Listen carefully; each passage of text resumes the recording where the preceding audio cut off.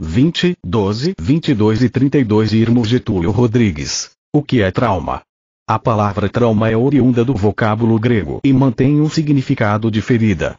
Já no contexto psicológico, o trauma é considerado como uma interferência forte o suficiente para não permitir que uma ação original aconteça, tendo assim a capacidade de mudar o rumo, o direcionamento da vida de uma pessoa, de forma que esta pessoa seja afastada por forças externas de seu projeto de vida.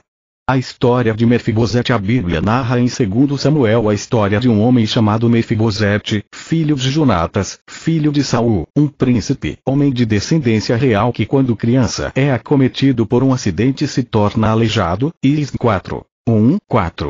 Uma interferência forte começa então a mudar a história dele, o seu projeto de vida, tudo aquilo que seu pai tinha sonhado para ele. O que tem te afastado da posição de príncipe? Uma queda, pecado, forças externas. Ele é o que podemos denominar o colecionador de traumas. Toda a sua vida foi marcada por decepções, perdas irreparáveis, frustrações e angústias. O histórico de vida dele nos mostra que os traumas começaram na sua infância.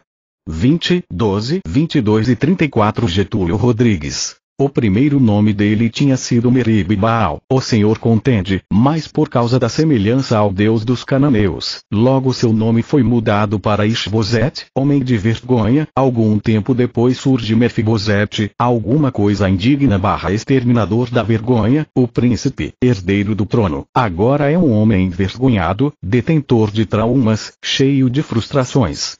Os traumas da vida de um príncipe. 1. O trauma físico, ISM 4. O trauma físico sofrido por Mefibosete impedia que ele exercesse a posição de guerreiro, de valente.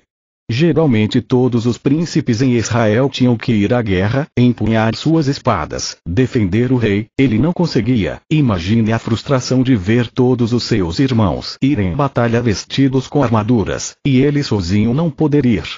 O trauma físico veio acompanhado de outra notícia bombástica, de uma dor terrível.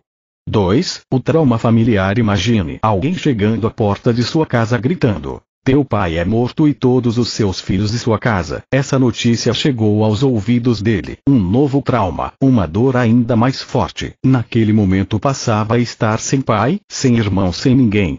3. O trauma emocional. As dores físicas e familiares causaram nele uma dor emocional profunda, a ponto dele mesmo olhar para ele como um cão morto. Um dos mais inferiores tratamentos em Israel era ser chamado de cão ou cabeça de cão. Agora imagine a própria pessoa se autodenominar cão morto. ISM 9, 8, ser chamado de cão morto dava a ideia de ser imprestável, miserável e sujo. ISM 16, 9, o Senhor Jesus disse certa vez: "Vinde a mim todos os cansados e sobrecarregados, eu vos aliviarei." 4. O trauma social. Em consequência do trauma físico e familiar, Mefibosete é levado a um lugar denominado Lodebar, sem pasto / lugar do esquecimento, um lugar onde ovelha nenhuma poderia viver. Uma cidade destinada aos doentes, aos miseráveis, cegos, leprosos, enfim os imprestáveis.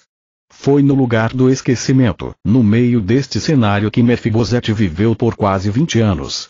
Ele era um homem que tinha nascido para viver de tragédias, ou melhor, não viver.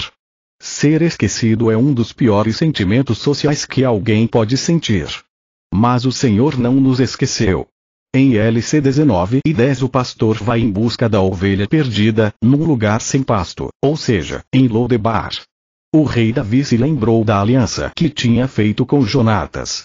Jesus te lembra hoje da aliança feita com você. O posicionamento de Davi foi semelhante à ação de Jesus.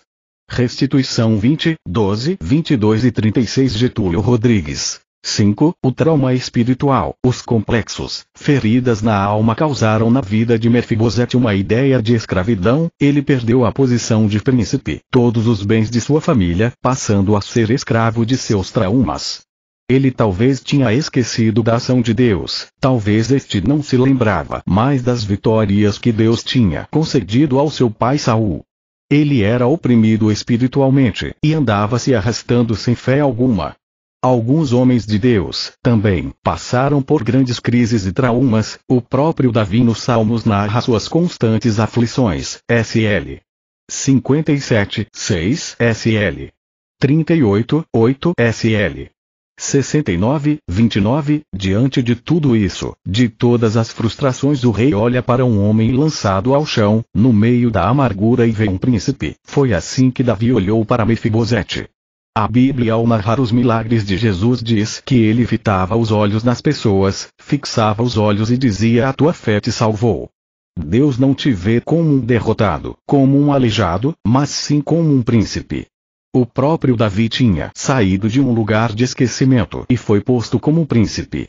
A restauração de Mefibosete. A restauração começa em Jerusalém. Ele foi levado do lugar do esquecimento a uma terra de paz, Jerusalém. A restauração na sua vida pode começar com os princípios existentes na ação de Mefibosete. 1. Mefibosete foi ao rei como estava. A Bíblia narra a história de uma mulher sírio-fenícia que foi até Jesus e se humilhou na presença dele de maneira semelhante à ação dele. 2. Mefibosete reconheceu sua situação. Para que haja restauração é necessário reconhecimento, confissão.